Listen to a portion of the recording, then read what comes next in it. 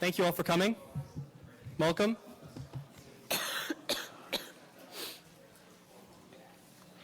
Welcome to the Congressional Internet Caucus Advisory Committee Forum called Just the Facts about Online Youth Victimization. My name is Tim Lorden. I'm the Executive Director of the Congressional Internet Caucus Advisory Committee that's hosting this event. The honorary hosts are Senator Leahy, Congressman Goodlatte, and Congressman Boucher, and we're thankful for them for helping us put this together. Today, we have assembled the foremost experts on the issue related to child online victimization or teen victimization in the country, and I promise not to lay it on too thick about how important these four people are. But I'm really not going to abide by that promise. These are really, truly the best researchers in the country that are looking at this very issue about how kids and teens go online and whether they're having problems, whether it be exposed to inappropriate content or exposed to inappropriate contact, whether it be by adults or by their peers. And we thought that since Congress, since its past 2 years, it's really been frenetically putting together legislative proposals dealing with this issue, varying from age verification to data retention to the Deleting Online Predators Act and the like, that we thought we'd just present, get the researchers to talk about the state of the issue. I mean, these folks don't deal in the legislative workings and what proposals get at what, but if we could put together a panel of experts that could lay out the facts about what's happening, it could better tailor and inform the decision-making process. So without really further ado, let me introduce our panelists, and they're going to give some opening statements about the research that they've done and what it says to them about the current state of the issue. And then we'll go into some moderated Q&A and also some questions from all of you. We'll wrap this thing up pretty quickly by no later than 1:30. So let me just introduce them one at a time in the order that they'll speak. First is Dr. David Finkelhor. He is the Director of Crimes Against Children Research Center and the co-director of the Family Research Laboratory at the University of New Hampshire. Professor Finkelhor is also a professor of sociology there. He's dedicated most of his career to the issues of victimization, child victimization, and family violence. He's been working on this in this capacity since 1977. He's literally written the book about some of these issues. Along with his colleagues, he has written perhaps the most authoritative and comprehensive pieces of research that we know of with regard to the instances of child victimization and exposure to inappropriate content. The data that he has authored with his colleagues is probably the most quoted data that you've probably heard up on Capitol Hill, and often the most misquoted data that you've heard on Capitol Hill.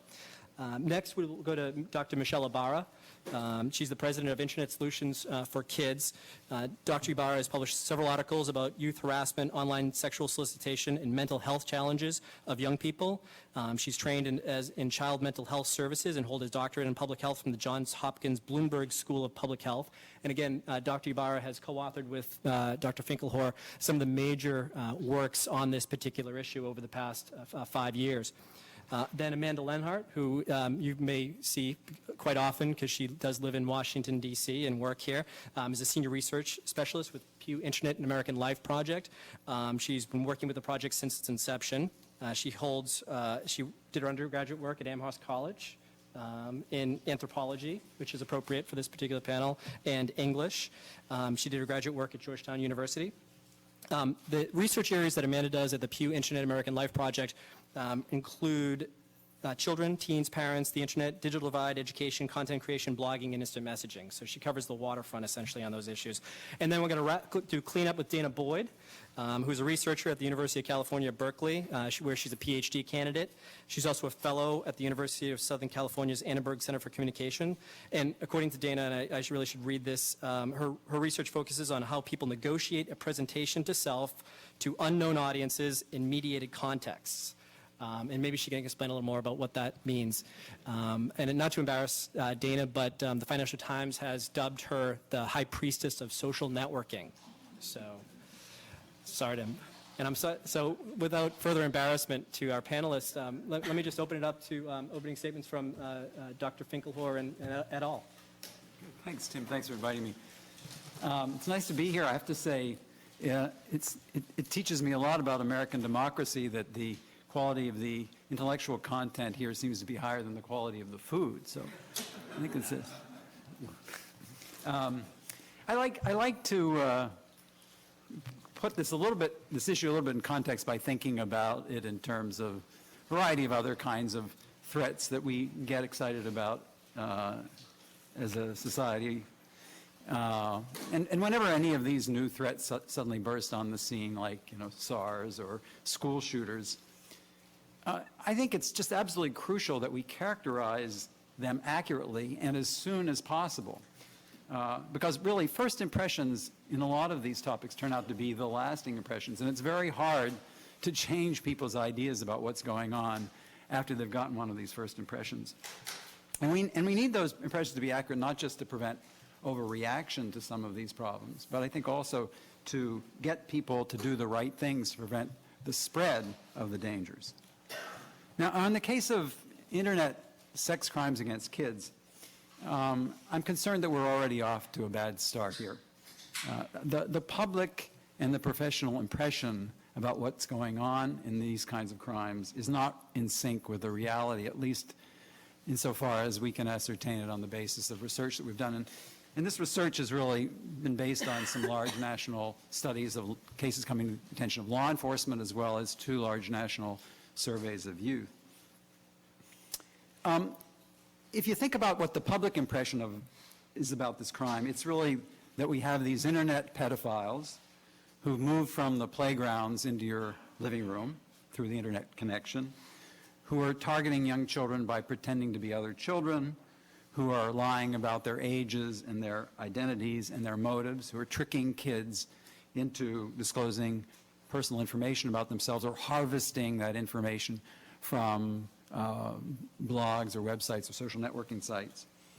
And then, armed with this information, these criminals stalk children, they abduct them, they rape them, or even worse.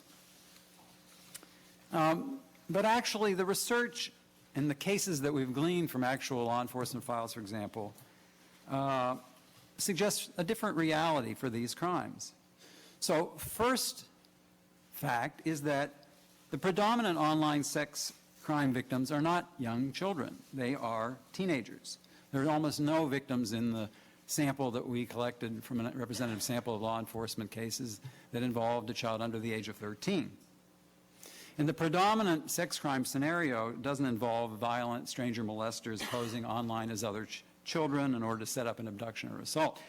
Only 5% of these cases actually involved violence. Only 3% involved an abduction. It's also interesting that deception does not seem to be a major factor. Only 5% of the offenders concealed the fact that they were adults from their victims. 80% were quite explicit about their sexual intentions with the youth that they were communicating with. So these are not mostly violent sex crimes, but they're criminal seductions that take advantage of common teenage vulnerabilities. The offenders lure teens after weeks of conversations with them that play on teens' desires for romance, adventure, sexual information, understanding. And they lure them to encounters that the teens know are sexual in nature with people who are considerably older than themselves. So, for example, Jenna, this is a pretty typical case, 13-year-old girl from a divorced family, frequented sex-oriented chat rooms, had the screen name of Evil Girl. There she met a guy who, after a number of conversations, admitted he was 45. He flattered her, sent her gifts, jewelry. They talked about intimate things. And eventually he drove across several states to meet her for sex on several occasions in motel rooms. When he was arrested in her company, she was reluctant to cooperate with the law enforcement authorities. Many of these cases have commonalities with this